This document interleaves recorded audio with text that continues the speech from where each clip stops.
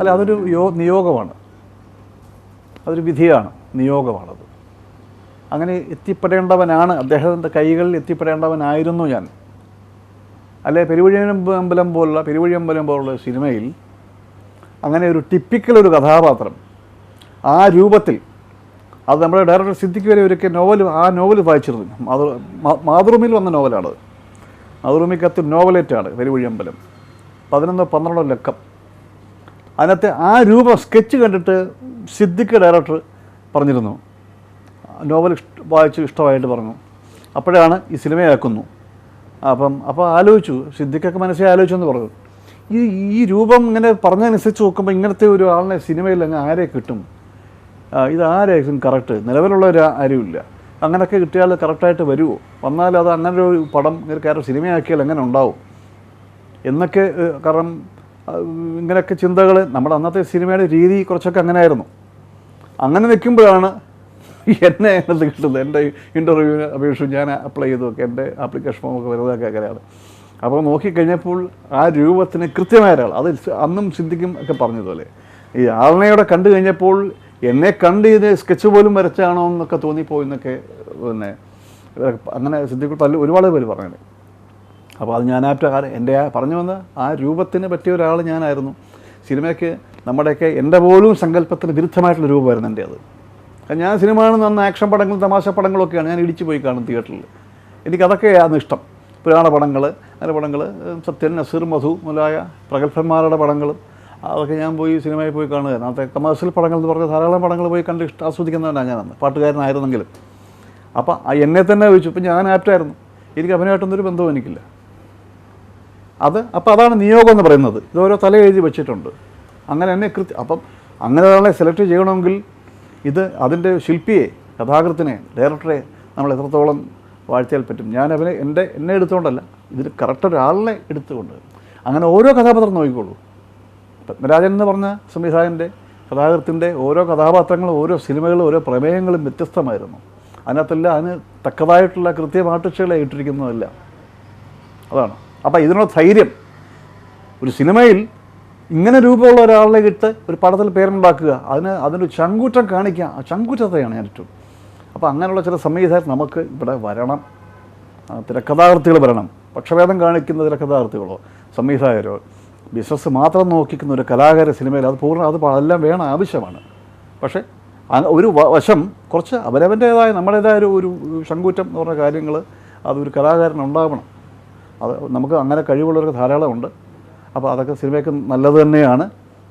എന്നാൽ ഇങ്ങനെയും കൂടെ ഒരു കാര്യം ചെയ്യണം. ഇത് പൂർണ്ണമായിട്ട് തുറന്ന് പറയാനും അല്ലെ അത് ചെയ്ത് കാണിക്കാനും കപ്പാസിറ്റി ഉള്ള, എനിക്ക് ഇന്നയാളെ തിന്നണം, മറ്റേ ആൾ ഞാൻ ബിസിനസ് നോക്കുന്നില്ല, എനിക്ക് അയാളാണ് കറക്റ്റ്, അങ്ങനെ പറയാനുള്ള, അങ്ങനെ കാണിച്ചു കൊടുക്കുന്ന നമുക്ക് ഇനി ഒരുപാട് കലാകാരന്മാർ നമുക്കതുപോലെ വരേണ്ടതായിട്ടുണ്ട്.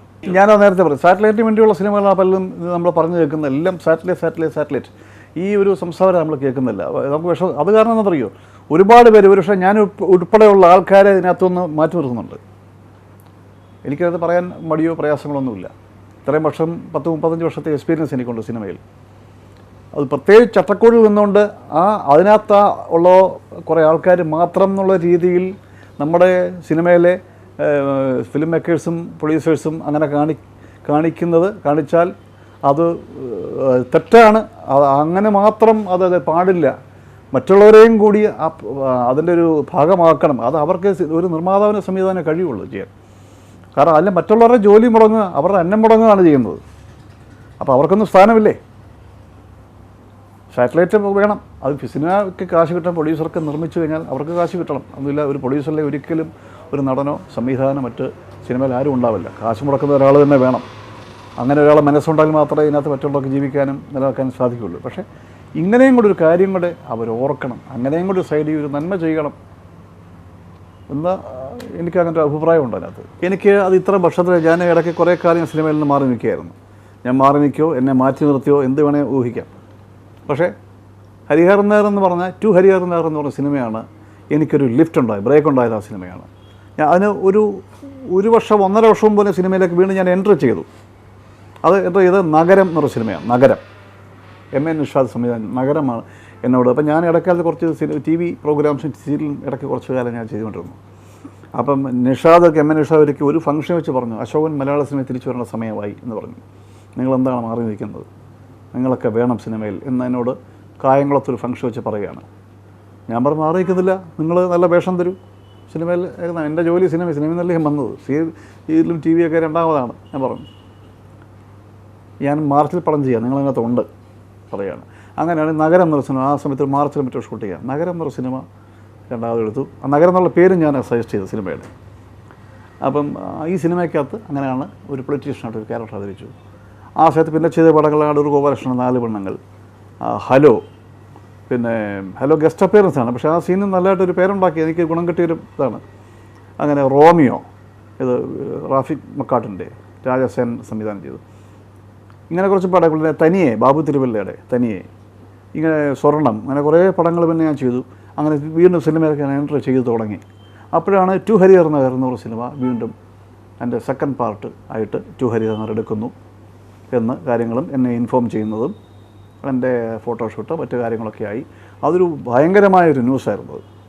അപ്പോൾ ശരിക്കും പറഞ്ഞാൽ ഞാൻ ഉറയ്ക്കുന്നത് അല്ലെങ്കിൽ രണ്ടാമത് വീണ്ടും തിരിച്ച് വന്നത് അല്ലെങ്കിൽ എനിക്ക് ബ്രേക്ക് കിട്ടിയതെന്ന് പറയാൻ ടു ഹരിഹർ നഗറാണ്. കാപ്പി പച്ചാരി വളരെ ഡിഫറൻ്റ് ആയിട്ട് വേഷമാണ്. എനിക്കത് പ്രത്യേകിച്ച് ഞാൻ എടുത്ത് പറയേണ്ട ഒരു കാര്യമാണ്. ഞാൻ ഇതുവരെ ചെയ്യാത്തൊരു ക്യാരക്ടറാണ് കാപ്പി പച്ച. അത് പൂർണ്ണമായിട്ടും എൻ്റെ ക്രെഡിറ്റ് ദിലീപിനും. ആ ക്യാരക്ടർ ദിലീപും എൻ്റെ കഥാകൃത്ത് വ്യാസൻ പറയുമായിരുന്നു, ടു ഹരിഹർ നഗർ വന്നില്ലായിരുന്നെങ്കിൽ ഞങ്ങൾ ചേട്ടനെ ഈ പടം കൊണ്ട് അത് ബ്രേക്കായി പോയേനെ പാപ്പിയപ്പച്ച. അവർ കുറേ നാളുകൾക്ക് മുമ്പ് ആ ക്യാരക്ടർ ഇതാര് ചെയ്യുമെന്ന് പറഞ്ഞാൽ മനസ്സിൽ വെച്ച് നടക്കുകയായിരുന്നു. അങ്ങനെയാണ് ഞാൻ ചെയ്യാം, ഇത് അശോകൻ ചേട്ടനെ കൊണ്ട് ചെയ്യിപ്പിക്കണം അവർ തന്നെ എന്നോട് പറഞ്ഞാണ് കാര്യം. ടു ഹരിഹർ നഗർ വന്നുകൊണ്ട് അതിൻ്റെ ക്രെഡിറ്റ് ആദ്യം ഇതായിപ്പോയി. പക്ഷേ ഇതിൻ്റെ പിന്നെ ഇത്രയും വർഷത്തിൽ ഞാൻ വളരെ ഡിഫറൻ്റായിട്ട് എനിക്ക് തോന്നിയ, ഞാൻ ചെയ്തതിൽ വളരെ ഡിഫറൻ്റായിട്ട് ചെയ്ത ഒരു ക്യാരക്ടറാണ് പാപ്പിയപ്പച്ച. അത് ദിലീപിനും ക്രെഡിറ്റുണ്ട്, എൻ്റെ ഡയറക്ടർ മമ്മാസിനുണ്ട്, വ്യാസൻ കഥാകൃത്തിനുമുണ്ട്. ഇവർ 3 പേരോടാണ് ഈ കഥാപാത്രത്തെ എന്താണ് പിന്നെ ശശാങ്കൻ മുതലാളി എന്ന് പറഞ്ഞ ഒരു മണ്ടനായ ഒരു വില്ലനാണോ അതുമല്ല, വിഡ്ഢിയാണോ അതുമല്ല, അങ്ങനെയൊക്കെ ഒരു ക്യാരക്ടർ പൊങ്കൻ. ആ ക്യാരക്ടർ ഭയങ്കരമായിട്ട് അതങ്ങ് ഡെവലപ്പ് ചെയ്ത് അവർ 3 പേരും ഡെവലപ്പ് ചെയ്തു. ഷൂട്ടിംഗ് സമയത്തുമല്ല അതിൻ്റെ ഒരു കാര്യങ്ങളൊക്കെ ഇന്ന രീതിയിലൊക്കെ വേണമെന്നൊക്കെ അവർ സജഷൻ ഒരുപാട് തന്നിരുന്നു. ആ ക്യാരക്ടർ നന്നായി വിജയിച്ചു, പടവും നന്നായിട്ട് കളക്ട് ചെയ്തു.